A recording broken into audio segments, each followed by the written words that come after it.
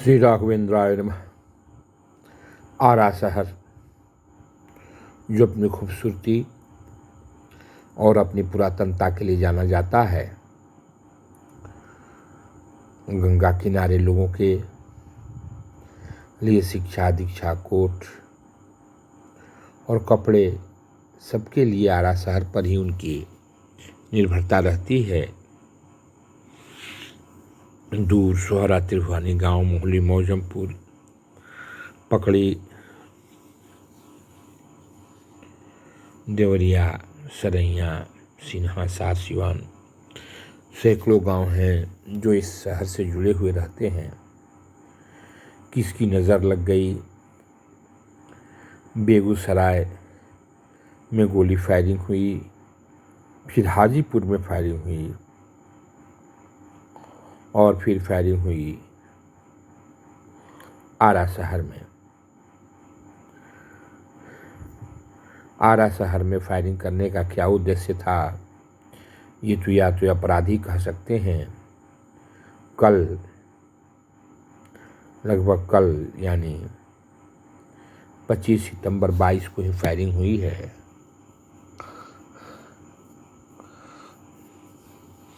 और पूरे लोग दहशत में रह रहे हैं। लोगों के पास कहने के लिए कुछ नहीं है सिवाय ये कि ये क्या हो गया है। आखिर ये शहर क्यों अपनों से दूर जा रहा है। इस शहर में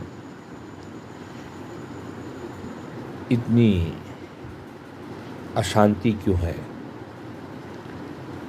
बेगूसराय की तरह तो ना ही तो ये हिंसक शहर था, ना ही मार काट के लिए जाना जाता था। अपने प्रेम और भाईचारे के लिए जाना जाने वाला ये शहर, आरा शहर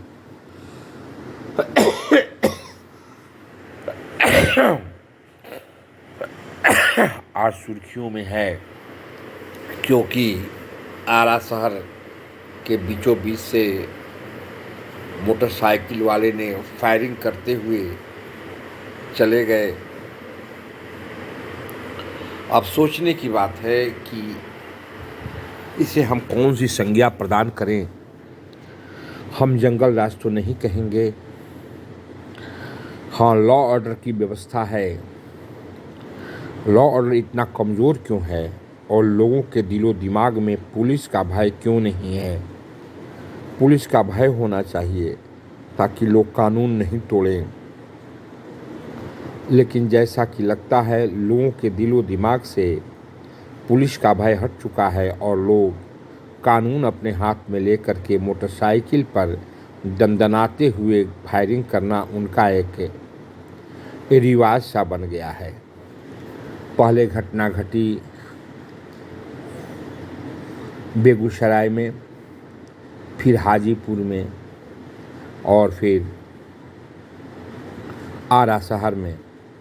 आप सुने ही होंगे कुछ दिन पहले अम्बेडकर छात्रावास पटना में, जहां दलित रहते हैं, जहां दलित छात्र शिक्षा अध्ययन करते हैं, वहां भी लोग छात्रावास में ढूक करके विद्यार्थियों को गोली मारे थे। उसमें तो नाम कुछ यादवों का भी आया था। लेकिन जैसा कि चिराग पासवान ने कहा कि जिन्हें गोली लगी उल्टे उन्हीं के नाम पर FIR कर दिया गया, लेकिन जिन लोगों ने मारा उनको कभी कुछ नहीं कहा गया। इस तरह से हमारा समाज किधर जा रहा है, लॉ ऑर्डर की स्थिति क्या हो रही है और कैसे लोग दहशत में जीने के लिए मजबूर हो रहे हैं। घर से दूर जब बच्चे जाते हैं तो माता पिता को अक्सर चिंता सताती है कि मेरे बच्चे स्वस्थ हैं कि नहीं। और आज उनके बच्चे छात्रावास में पढ़ते हैं सिर्फ इसलिए कि वो दलित हैं, उनको प्रताड़ित किया जाए। क्या कहा जाए, तो बिहार की फितरत है। हमारे विकास पुरुष श्रीमान नीतीश कुमार ने कहा था जब बेगूसराय में फायरिंग हुई थी कि ये तो अति पिछड़ों की घनी आबादी वहाँ थी। लाशों को जातों में बांट करके कब तक देखा जाएगा? एक कानून व्यवस्था, एक विधि व्यवस्था की बात क्यों नहीं कही जाती है? गुंडे मवालियों को क्यों नहीं धड़ा पकड़ा जाता है? इसके सिवाय कि हम ये कहते हैं आज गोली लगी दलित को, और बेगूसराय में जो नौजवान मरा गोली लगने से वो एक इंजीनियर था और जात का राजपूत था। हम कफन उठा उठा करके लाशों से उनके जात के बारे में कब तक पूछेंगे? कोई हिंदू होगा, कोई मुसलमान होगा, कोई सिख होगा, क्या ये लाशें बता पाएंगी? कोई ब्राह्मण, कोई क्षत्रिय, कोई जादव, कोई दलित, कोई कुशवाहा होगा, क्या ये लाशें बता पाएंगी? क्या बिहार में रहने के लिए अब ऐसा करना ज़रूरी हो गया है? हमें तो समझ में नहीं आता है। बिहारी फर्स्ट, बिहार फर्स्ट कहने वाले कहा गए हैं, नेताओं ने हमें किस हाल में छोड़ दिया है।